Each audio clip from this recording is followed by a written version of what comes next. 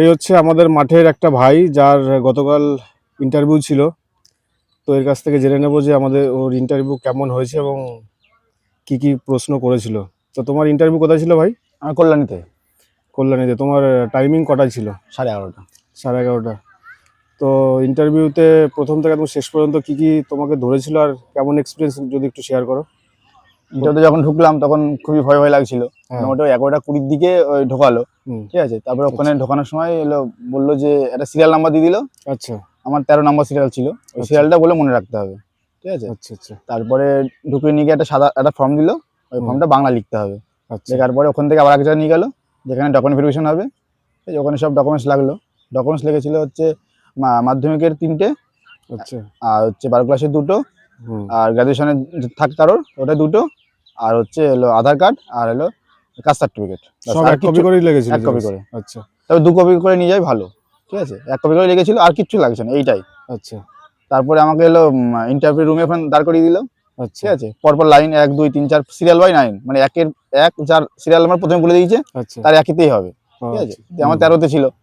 দিয়ে ওই যখন লাইন দাঁড়ালাম তখন বাইরে এই ওখান থেকে যে স্যাররা আছেন তারা বলে দিল যে এই ভেতরে গিয়ে, মানে স্যার আমি কি আসতে পারি, গুড মর্নিং স্যার, হলো গুড আফটারনুন স্যার, বা নমস্কার স্যার, ধন্যবাদ স্যার, এসব কিছু বলা দরকার নেই। মানে ওরকম কিছু বলা যাবে না, সোজা ঢুকে যেতে না হবে? না, হ্যাঁ, সোজা গিয়ে ওই চেয়ারের কাছে গিয়ে নাম বলবো, স্যার আমার নাম সৌভিক বিশ্বাস, হ্যাঁ। দিয়ে তুমি বসে পড়বা, ওটা বসতেও বলবে না।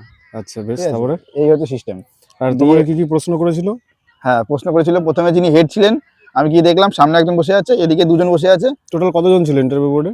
7জন 6-7জন মতো ছিল। আচ্ছা ঠিক আছে, দিয়ে প্রথমে যিনি হেড ছিলেন তিনি জিজ্ঞাসা করলেন যে ভারতের 5জন প্রাক্তন প্রধানমন্ত্রীর নাম বলো। আচ্ছা। তারপর? সেটা আমি যথাসাধ্য বললাম। বলার পরে ওর মধ্যে ইন্দিরা গান্ধী বলেছিলাম। দিয়ে বলছি ইন্দিরা গান্ধীর এলো ছেলের নাম কি? আচ্ছা। তারপরে? রাজীব গান্ধী, ওটা বললাম।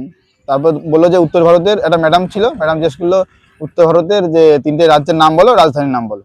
সেটা আমি যথাসাধ্য বললাম। তারপরে বলছে বর্তমানে ডিজিপি কে আছেন, সেটা আমি ওয়েস্ট বেঙ্গল পুলিশের ডিজিপি কে হ্যাঁ, আছে? পশ্চিমবঙ্গ পুলিশের ডিজিপি কে আছেন, সেটা হলো আগের দিনই চেঞ্জ হয়েছিল, সেটা আমি বলার চেষ্টা করলাম, আমি ঠিকই বলেছি। তারপরে বলছি যে ডিস্ট্রিক্ট কটা আছে, আমি ডিস্ট্রিক্ট বলার সময় আমি 28টি বলে দিয়েছি। দিয়ে তুমি একটু ঘাবড়ে বলছে গেছিলে তার মানে? হ্যাঁ, ঘাবড়ে গেছিলাম। তারপর পাশ থেকে যিনি জিজ্ঞেস করেছেন তিনিই বলছেন, বলছে সবিক ভুল হচ্ছে, ঠিক করে বলো। সরি স্যার 23টি, সঙ্গে সঙ্গে ফ্লুয়েন্টলি বলে দিলাম, আচ্ছা সরি স্যার 23টি।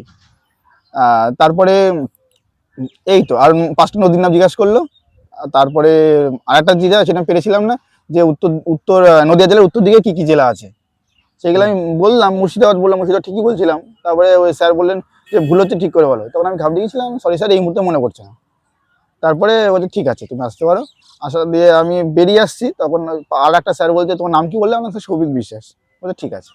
আচ্ছা। তার মানে বেশিরভাগ প্রশ্ন তোমার মানে ম্যাপ থেকেই বেশি করছে আর কি, ম্যাপটা হ্যাঁ, সম্পর্কে। আর ম্যাপ থেকে বলা বলতে এলো যেহেতু আমার কল্যাণী পড়েছে, এখন কল্যাণী বেশি করে অন্যান্য জায়গায় কি হচ্ছে সেসব দেখে লাভ নেই, মানে মোটামুটি তবুও যেটা বেসিক আইডিয়া ম্যাপটা জেনে যেতে হবে।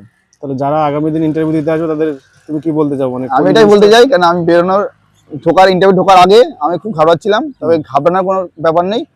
গিয়ে ভালোভাবে ইন্টারভিউ হবে, না ঘাবড়িয়ে তুমি পারবা না পারবা সেটা তোমার ব্যাপার, না ঘাবড়িয়ে উত্তর দিতে হবে, কোনো টেনশন নেই। আচ্ছা বেশ, ঠিক আছে সৌভিক, খুব ভালো থেকো, তোমার স্বপ্ন পূরণ হোক। একবার সবার হোক, যেন আমার হয়ে যায়। ঠিক আছে।